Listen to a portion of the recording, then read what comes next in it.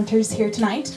I'm Yael, I'm the events manager here at Waterstones Hampstead, and don't tell anyone, but I think this is possibly the most exciting thing we've ever done here, so thanks for being a part of it. So there are a couple of things housekeeping-wise I just want to let you guys know about before we go into our exciting event. We are going to end a little late because we started a little late. Thank you all so much for understanding that, but we will try and get you out of here in a reasonable time. In the event of an emergency, which probably won't happen, but if it happens, I still have to say, we do have a bunch of fire exits. There's one downstairs the way you came in, one in the back on that side, going out to the cafe, and one behind me. We're going to do a little bit of talking, a little bit of interviewing, then there'll be Q&A from you guys, and I'll be going around with a roving mic. And then we're going to go into the signing. And there's some rules for the signing that I'll go over after, so let's all try and follow them, please. And then after you've signed your books, you can buy your books downstairs on the way out. And that is all my housekeeping. I'm going to introduce our esteemed guest, which is really, really exciting. We have, first of all, our illustrious interviewer, who is the most fabulous author of the Lynburn Legacy series, and also part of the team behind the Bane Chronicles with Cassie. This is Sarah Rees Brennan, and she'll be interviewing Cassie and Mìla tonight. Over here, on the side, I have guest of honor number 1. She is the amazing artist behind all these new covers for Cassie's books. And her name is Mìla. Fürstová, give it up for Mìla! And in the center, a lady I think means not very much of an introduction, but I'm going to do it anyway. I think you guys all know who she is. She is the mother of all shadow hunters. She has created this fantastic universe and the best-selling Mortal Instruments series. This is Cassandra Clare! Take it away, guys.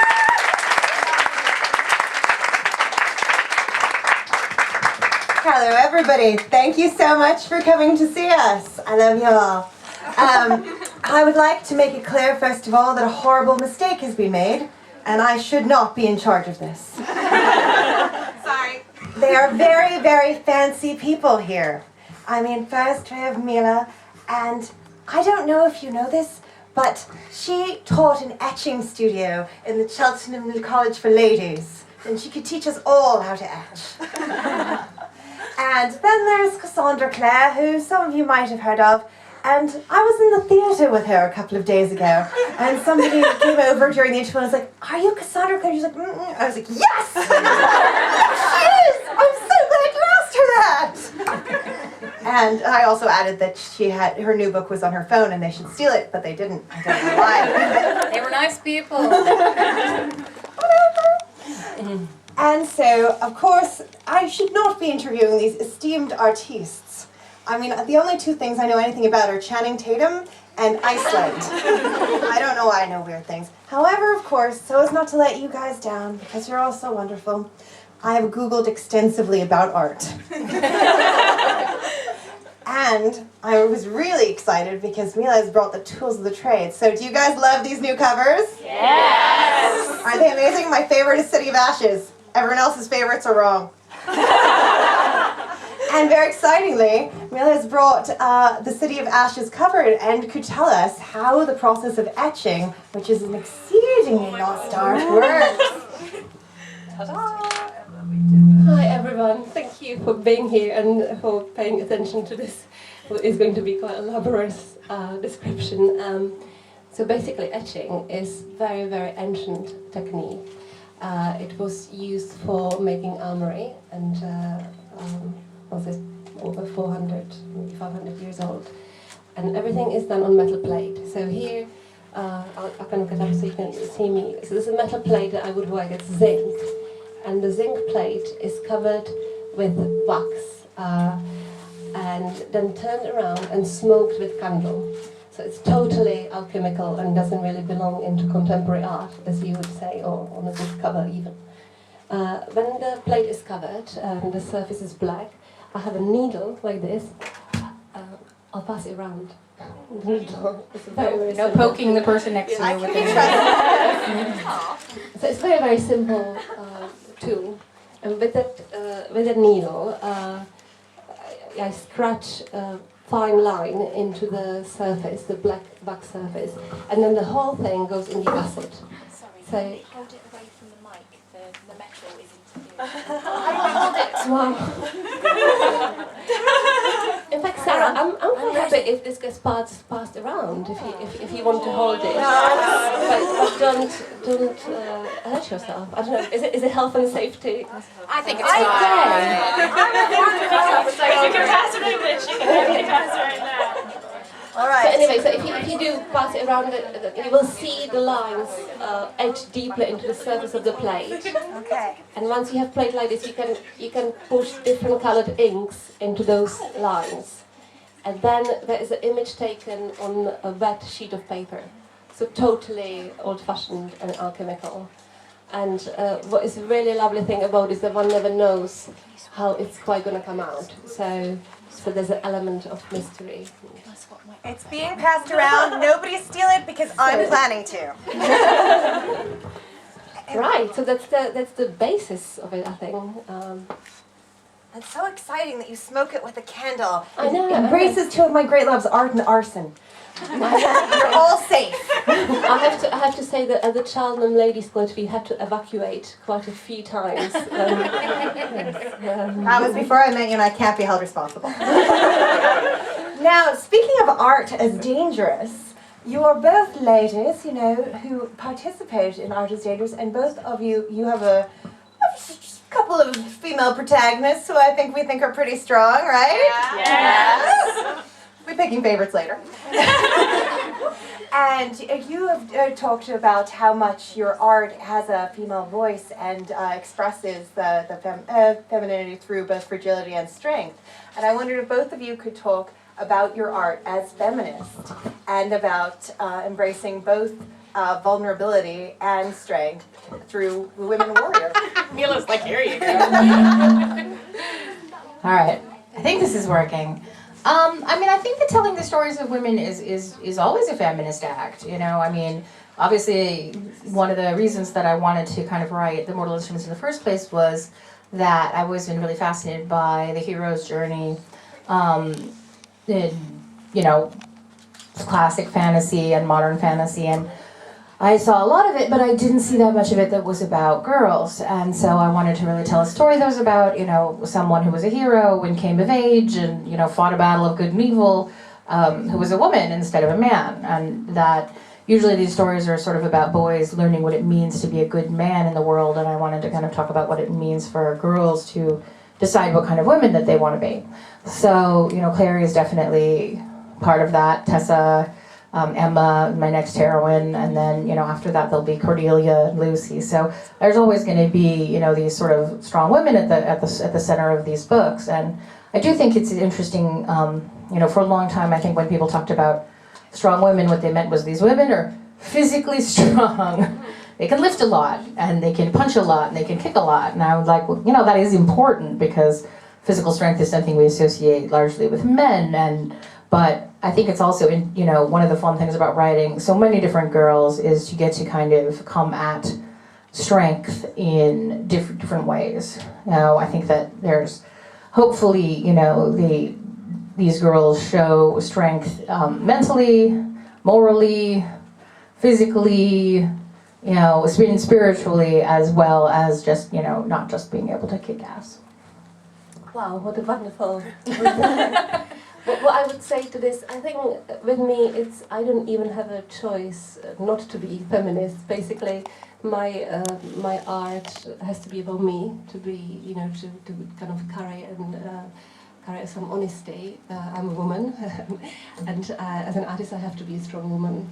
So it always, even if I try not to be, it always ends up as a kind of hopefully strong character in the center of my works. And with cooperating with Cassie, I particularly related to the Clary figure because she is an artist and she basically changes the world with something so fragile as art and as being, just honest to herself and pursuing what she loves and believes in. That's so beautiful. Obviously, I only believe in physical strength for women and not moral strength because I don't have much moral strength, but I'm pretty strong. She's only little. until I can beat her. Not that I will until later. I was actually on those veins thinking about warriors, and etching was used originally in the armory. Mìla was telling us, and so it seemed really appropriate that it be used for shadow hunters who are modern day warriors. Yes, yeah. And I think I've heard some like Cassie that actually your first thought about shadow hunters started at the tattoo studio. So I thought how amazing coincidence that it started with a needle. And this is, my weapon is a needle too. So we kind of all come together in a way that it's supposed to be, I think. That's so true.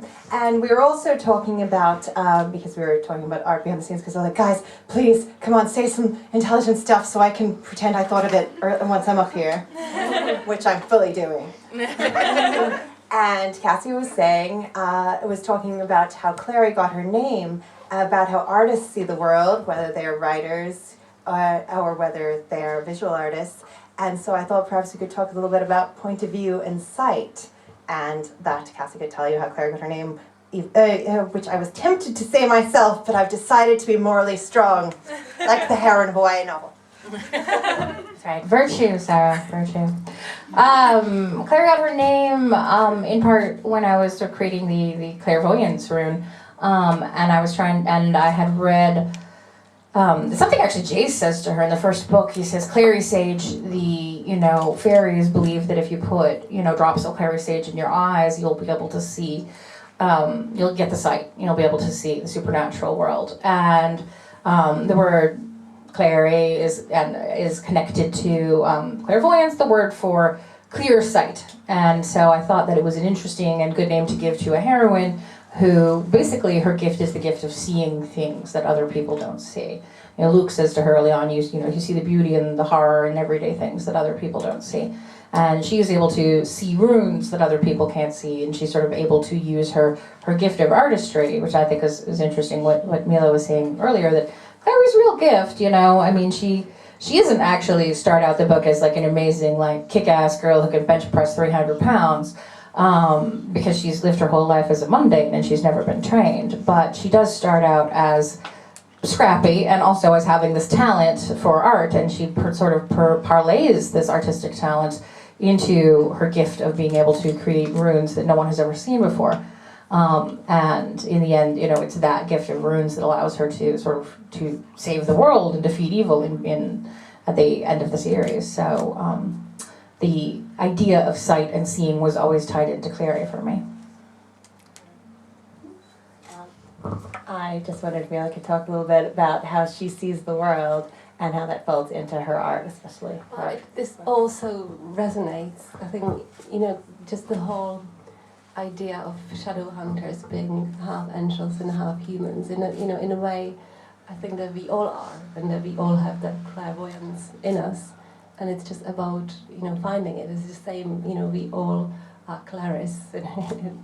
And as an artist, it's something that I'm experiencing every day, that I often get asked what inspires me. And as a very young artist, I would sometimes lose the inspiration for a little bit, and then I would kind of, I would look for it and I would try to force it, and I would cry and I would get angry and I would go to the library and look for images, and nothing was inspiring, and it was just a battle. And then I realized that if I trust in that clairvoyance that you talked about, that it will come to me. It's a gentle force that we all have, all of us. It's interesting because we always think about writer's block and talk about writer's block and being stuck on stories, but I never really thought about painters having, artists having artist's block. I guess they do, right? That we all generally think about other people that are totally unblocked, and it's just right. us. And maybe dancers have dancer's block, and art and actors have actor block, and maybe chefs have chef block, and are like, I don't understand the souffle. I don't know where it's going. I think I have a chef block. I have a permanent chef block. It's true, she really does. I mean, she made spaghetti sauce for me once. Once in 10 years. I was wondering if there are any aspiring authors in the room? Yes, I thought there would be. And are there any artists? Hey, quite a few of them as well. I mean, I personally once drew a beautiful picture of a castle, and my mother was like, I like the cat, and I was like, we don't speak anymore. But I think that it is beautiful that there are so many artists here, and I think that it's beautiful, as you guys were saying, that in a way we're all Claries, that artists do see things other people can't see, because I think we've all had that experience of wandering through something and being like, what, did you see that woman? And it was like, no. What? And you're like, well, it was fascinating. And I think the process of reading books itself is like, because you're like, well, there was love, and there was death, and there was agony, especially in the Infernal Devices. You know what I'm talking about. And then everyone's like, well, no, it was more sort of a block of paper that you acted like a lunatic over for several hours. And you're like, you don't understand me, mother. You never did. And so I think that you're all able to see things people can't see, because in these words on paper or an image on paper, you see something of great depth and beauty. And it is that sight which provides us all with both a paycheck and enriched lives. But I wondered if, for a last question, before we turn it over to you guys, because I know you've got much better questions than me, and also because we have a little bribe for the first person to ask a question. It's a little chapter sampler from a book I've read called Lady Midnight. It's quite good. I just wondered if you could both talk a little bit about how you learned that writing or visual art was the thing that you truly wanted to do, and in what way, so as to, inspire the artists in the crowd. You go. Right. You have a story, Mìla. I read about it online.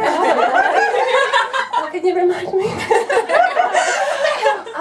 Gosh, so many stories to me. Well, I come from Czech Republic initially, and when I was Clary's age, but younger, I was 14, and the country was still communist. And in my country, we were told as we were growing up that we could never leave the country. So I would never see the sea. I could only dream about the sea and about all these exquisite things of art and architecture around the world. And what I did as my kind of fight with this predicament, I tried to imagine it. I tried to dream about it and draw it. And eventually, I almost feel as if I have drawn my way out of the country and of that sort of regime. And as coincidences come together, when I was 14, the communist regime collapsed. The borders have opened for the first time, and we were allowed to travel.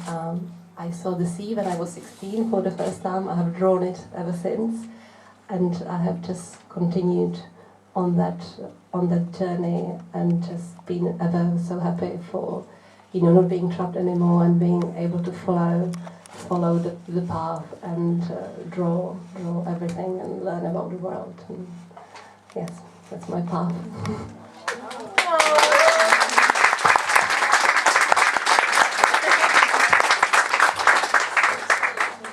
I don't have a story that's nearly that good. I can't remember a time when I didn't want to be a writer, but I used to tell myself stories, and I would tell my friends stories, and I would just memorize them. So I would memorize where I was, and then I would memorize, up to that point, and then I would start again the next day or whenever it was with the beginning, and then wherever it was that I was, moving on to in the story. So it's very long story, and I mostly did this because I have terrible handwriting, and when I wrote down stories, I couldn't read them later.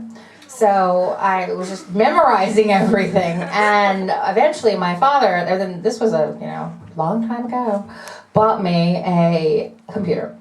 And it wasn't, they weren't that common, having your own personal computer, but he was like, this handwriting thing is really ridiculous.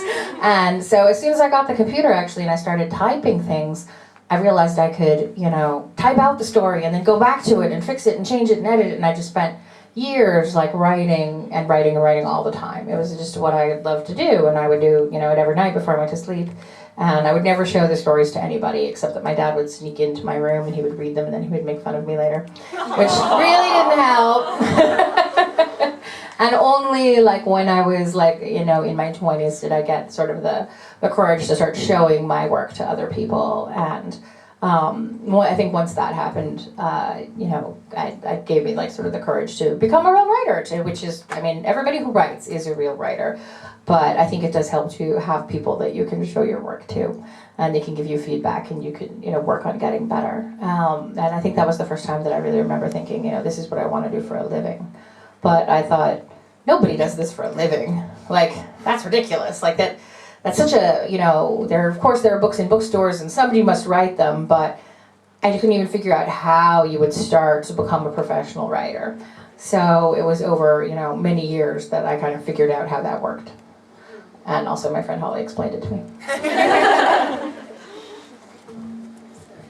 Well, I hope you guys feel inspired because, from a girl looking through the borders of communism to the lady who has designed the the latest Coldplay album, fancy, so fancy. And from a young lady who was gifted with a computer by her father because her handwriting was so terrible. We now have a lady who's had, many millions of copies in print, a movie, and the new TV show, which I bet you guys have questions about. And so, without further ado, since I'm sure you have so many questions, who will be the first questioner and the recipient of Lady Midnight? I like her standing up in the back. It's pretty. That's true. I like her moxie. Are you gonna go? I will go to her. Okay. That's right. I'm coming. You'll notice that Sarah's dress has wolves on it. She did say a while ago. Yeah. Right. Oh my gosh. Mìla, are you going to redesign the Infernal Devices covers as well? Because they're my favourite, sorry. Oh, thank you. I'm not even deserving any questions. But we'll see what happens. I think, this is actually, it's really funny because Cassie and I have actually met in person for the first time. So I suppose it's up to her, really. Well, I would love for Mìla to do the Infernal Devices. I think that the way that she, I was so excited when Jill, who's my publisher, first sent me the image for the first book. She said, we want to sort of redesign, a second set of the Mortal Instruments books, and so we're going to give them a different and very unusual look. And I was like, great, that sounds interesting. This could be anything, and she sent it to me. And I was like, I think this is really amazing. Like, and I went and showed all my friends. I was like, I'm not crazy, right? Like, these are really great. We all agreed, really great. And so Mìla did the rest of them, and I love them. I just think they're beautiful. And I really feel like her style would work really well with the Infernal Devices, with the steampunk and the gears and the sort of Victorian feeling. So, I'm all for it. We're for it. So Walker is gonna have to make that call, but we want to do it. I would love to see Mila's taken the Clockwork Angel. And it's true. Cassie sent around the picture and was like, oh, you guys, what do you think? Normally, when a writer gets a cover, they're like, how could you? Was there a spaceship? But in this case, all 6 writers were just like, she's a genius. Find that woman. And thus, she will never go home again. And I'm going to keep her in a cage and make her do covers for me. But before the cage, some more questions.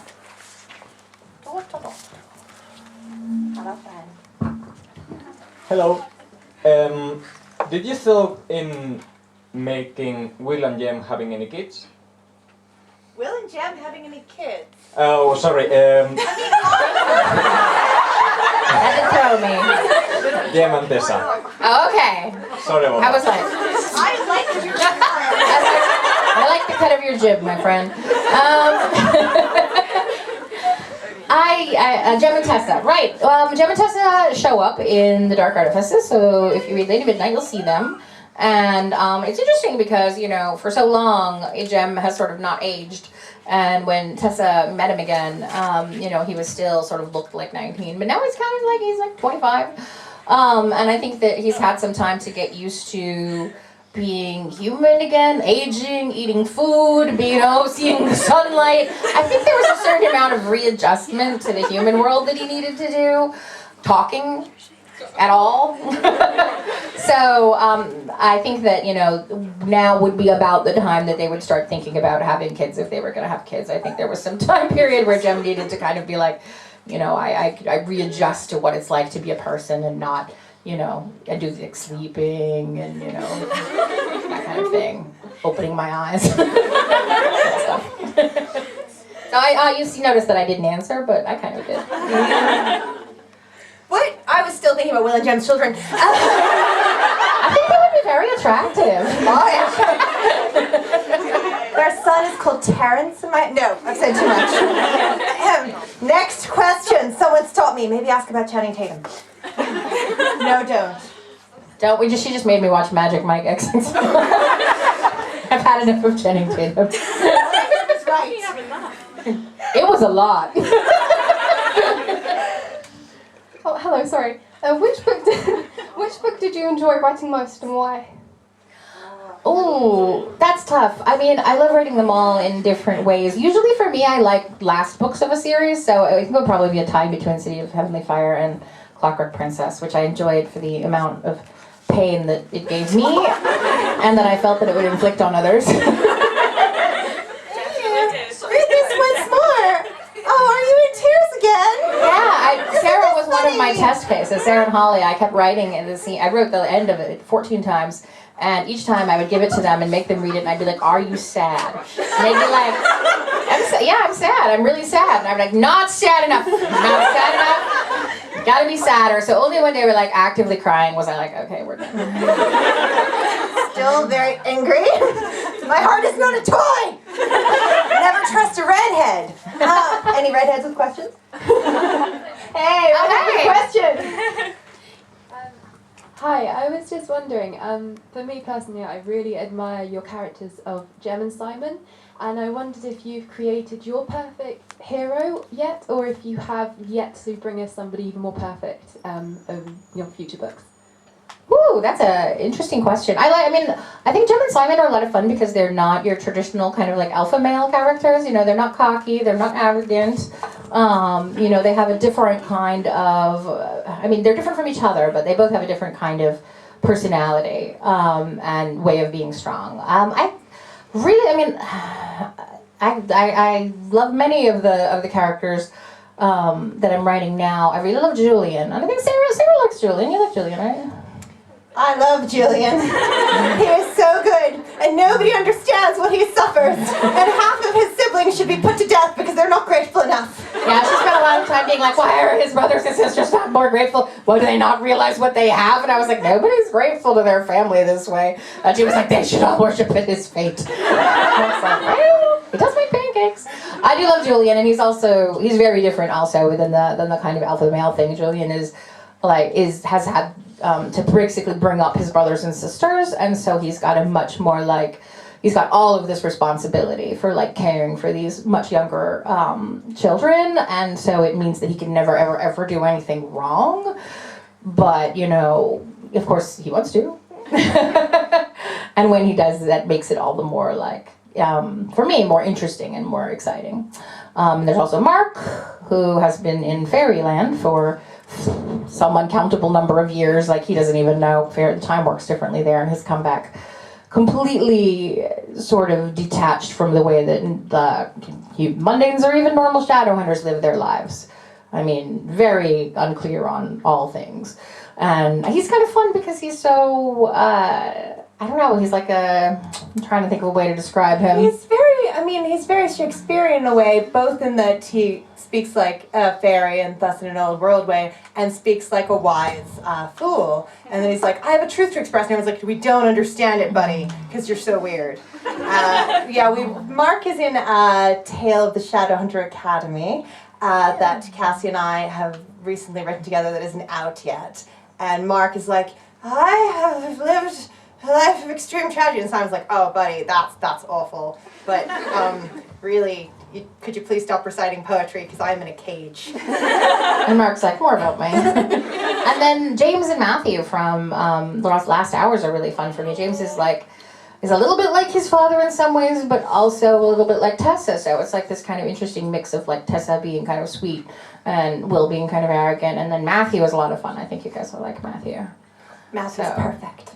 Matthew maybe the character. He is really, really fun to write. So I don't know. I think I'm gonna have to wait and see how you guys feel about those boys, but they are all pretty awesome and I've been really enjoying writing them.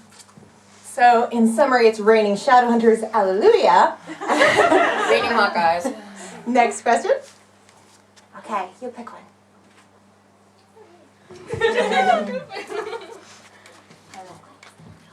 I just want to say I love you all, and I love your dresses as well.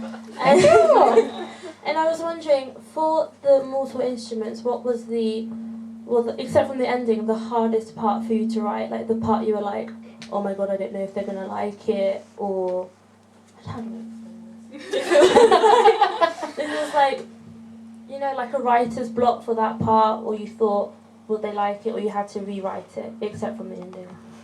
Except for the ending. I think there were some parts where I felt like everything had to be very carefully calibrated, and probably Jace being evil. Because he, had to be sort of recognizably Jace, but at the same time not Jace. Like, it had to be enough Jace that Clary would feel torn about, she would still want to save his life, and she would feel torn about what to do, and that we would, hopefully the readers would still not want him to die, but he had to be different enough that it was definitively not him and a little bit, creepy. So that was hard to do. Like, I knew that I wanted to make him evil, but once it actually came around to writing it, it was definitely very difficult to do. Well, I enjoyed it, but it was hard. It's true. There's one particular scene that she showed me with Evil Jason, which is not in the books, and she was like, I think too far, and I was like, no, it's great. The sexy business. Yes. Yeah, in City of Lost Souls, they go to this nightclub in Prague, and they go into, a back part of the nightclub, and some sexy business happens, but I had to cut it because my editor was like, no. So, it's actually funny because I was just on set, and I was like, and I went to dinner with the cast, who are all very nice, and so I sat down, and I was like, so, here we are all, does anybody have any questions? And they were like, yeah, we all have a question. And I was like, okay, great, bring on the questions about Shadowhunters or whatever you want to ask. And they were like, well, the same question. I was like, well, okay. And they were like, what did Jason Clary do in the nightclub? Physically. And I was like, oh, that's really pervy. I was like, if you want to read the whole scene, I'll mail it to you. And they were like, yeah. So I have to send the whole cast this, extremely perverted scene when I get home. Send it to us. You can drop me your, email address if you want to be on the email blast of, pornography. I was about to volunteer to call my favorite cast member and read it to him. Which one is your favorite? Well, it used to be the boy playing Alec, who Cassie likes him. But I've changed my mind. Oh yeah, she did. I forgot. Because Cassie went on set, and all of the actors are reading the books, and Harry Shum Jr., who's playing Magnus, staggered over to Cassie and was like, I've been reading your books. And she's like, yes, thank you. And he's like, I've been reading the Bane Chronicles. And I was like, yes. And he's like, I love Saving Raphael Santiago. And I was like, I heard that one. Tell him I love him. Tell him we'll be together. Tell him I love his dancing. Yeah, he had really good questions, and so I passed them on to Sarah, and she was like, I love him.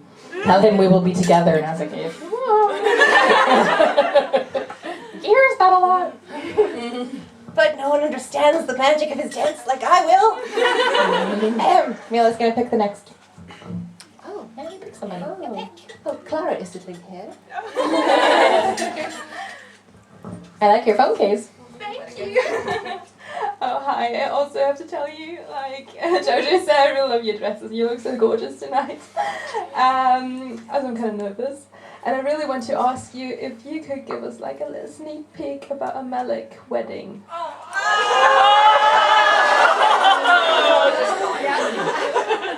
I'm trying to think what a sneak peek would be that wouldn't be spoilery about a Malik wedding. Let me think. All I can tell you is you'll see Magnus and Alec in the first book of the Dark Artifices. They do talk about, we do find out where they are in their relationship, and also we have a short story coming up called Born to Endless Night that Sarah and I are actually working on right now, in which Magnus and Alec find a baby on their doorstep. What to do with this baby is the question. So actually, the baby issue becomes before the wedding in an unusual move, but that's what happens when you find a warlock baby abandoned on your doorstep. What do you do? So they wind up talking about marriage and what are they going to do and all that. So you'll definitely see that stuff. No, I think we can't wait for that one. Thank you so much. Yeah, that bit's fun. I was like, whoa, this. I mean, I thought, we'd be married. Max was like, Magnus has never been married. I was like, I just dropped bombs. He's done a lot of other things, but not that. And of course, there was the issue of the Lightwoods as potential grandparents. Okay, I'm going down the back because I think they're being neglected. You, my friend. So speaking of the cast, are there any particular sort of any of that cast that you kind of particularly like, or sort of any of their features that kind of resemble the characters they're playing? I mean, I think they all have. I mean, all of the ones that I've met. It's a big cast, and there are people who have been cast that I've never met at all, and haven't seen the auditions and don't know anything about them. But in terms of the core cast of recurring characters, I think they all have bits of the characters in them. I think they actually did a really good job in terms of finding the right people. And I'm trying to think, it's interesting because some of them were really easy to cast. Dominic got cast first. They really wanted to cast Clary first, but it was much harder to find Clary. And they found Dominic Sherwood for Jace, and he just clicked. So they were like, okay, we're going to go with him. And then Kat had to come back in and out with a bunch of other people to test, but I really think she really loves Clary, and she really kind of gets it. And she's really smart, so I think that she's great for Clary. Alberto was there like Simon, and he's sort of he's super sweet and friendly. When you meet him, you immediately think, I like this guy. I want to be friends with this guy. I want to hang out with this guy. And it's such a great kind of quality to have. And Matthew was interesting because he got the way he got cast was interesting because they could not find Alec. They kept looking at different people, not finding the right person, sending me these sort of auditions, and I would be like, I hate them all, sorry, and they're not Alec. But I think that what they were looking for in terms of Alec was not how I think of Alec, or really probably how any of you think of Alec. And so what I finally decided was, they're not really looking for what I think of Alec as, which is a warrior, a soldier, somebody who fights, fights with Jason, side to side with Jason is, and shoots bow and arrow, and is pretty tough. And so I was like, okay, I went into their casting server, and I went into the section that was for people who had auditioned for Jace, because they still had them all. And so I watched 55 auditions of people auditioning for Jace, and I got down to Matthew, and I was like, him, that guy is Alec. I can see why they didn't pick him for Jace, because he has a different quality than Jace has, but he's so Alec. And so I wrote them this letter, not thinking that anything would come of it, and was like, Matthew Daddario would be a great Alec. He is here. You should bring him in. And I'm used to them being kind of whatever. Crazy lady. But they wrote back and were like, yeah, he is awesome. Okay. So yeah, I was talking to Matthew about it on set, and he said he was basically just hanging out at home and got this call, and they were like, right, remember that thing you tried out for? Well, not that, but different part, same show, get on a plane, go to Los Angeles. And he did, and everybody loved him, and so he was cast like that. So it was actually kind of, I think that they were looking for people who had those the right qualities of the characters. I think that shows Cassie has an eye and really knows her characters very well. Although I did have a dark moment because I saw her clawing through the Jace auditions. And I think you were there. Oh my god! Don't recast Jace! The guy from the Taylor Swift video will be great! He's from the Taylor Swift video! God! And she's like, no, but look at this guy. Don't you think he's Alec? And I it would be wrong for me to have ever seen them, so I didn't see them, but if I hypothetically had done such a wrong thing, I would have liked him. But speaking of Cassie's keen eye for her characters and our beautiful artist and her keen eye, does anybody have any more artistic questions that they could both answer? Yes, I knew you would. Where did your inspiration come from for I know from the books, but is there anywhere else for the covers and stuff? And for how you drew them and the shapes? Well, I worked very, very closely with a publisher. There is an amazing gal, a young woman, Maria Soler, who was guiding me through the books, and we established pretty early on that quite similarly to the Coldplay album cover that I designed, there are going to be distinct graphic shapes within which there'll be things happening. And our very first conversation was about perhaps including only objects. That was the publisher's view. And I sort of rebelled against it. I thought, that point was that if I include the characters, if I portray Clary and Simon, Jace, that I'm sort of fixing how they are going to look. But I thought that actually with drawing, if you draw somebody's portrait, you're not really fixing it so much, you're suggesting it. It's kind of you giving less information than when you photograph it. So I really insisted that I would like the central figure, the feminist Clary to be there, and the others to sort of carry the story and to make the other elements and objects come alive. So that was the sort of the genesis of it. See, I told you these ladies had an eye and they knew what was right. We've got room for 2 more questions. And let's also think about artistical questions. Both of them. I've got 2 questions. Is that okay? One is from Yes. Mìla. So Mìla, Clary is an artist and she invents runes. Which rune would you invent if you could? Oh, good question. Oh, that's a very good one.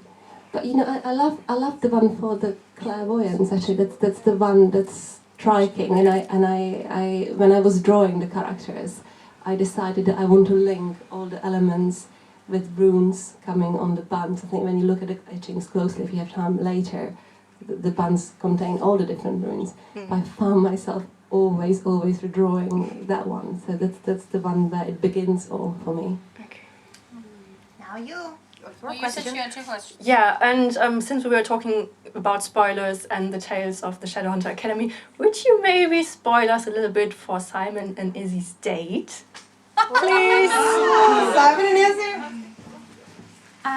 Simon and Izzy's date coming up in the next story. And I'm trying to, what I can tell you, I guess I would say that the date at first goes really badly, but then goes really well.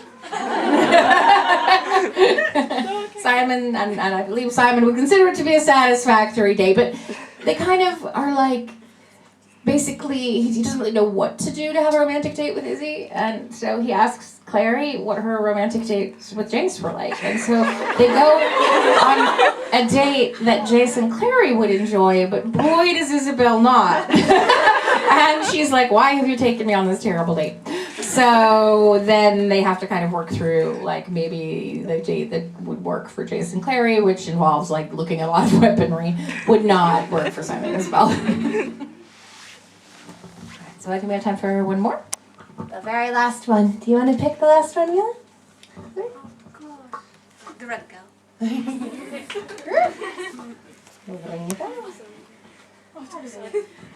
Hi, are there any of the film casts that you wanted to keep for the TV series, or was it just a recast for everyone? That's what you wanted? It wasn't my choice about recasting, but I knew that they wouldn't use them again. So I never thought about whether we could keep any of them because I knew that it was an absolute no-go.